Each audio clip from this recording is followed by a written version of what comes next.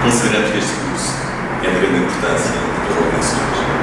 Isto porque, nos dias de hoje, em Portugal existem aproximadamente 2 milhões de pessoas que são seniors. Estima-se que no futuro, em 2050, este número passa a ser 4 milhões, ou seja, duplicar. Esta realidade vai criar, naturalmente, grandes oportunidades de negócio para as organizações, mas também grandes ameaças. Oportunidades para aquelas organizações que entendam os temas, como são hoje, como vão ser amanhã, como querem satisfazer as necessidades, naturalmente que quem o souber fazer vai ter aqui um grande potencial de negócio e crescer essa autoridade.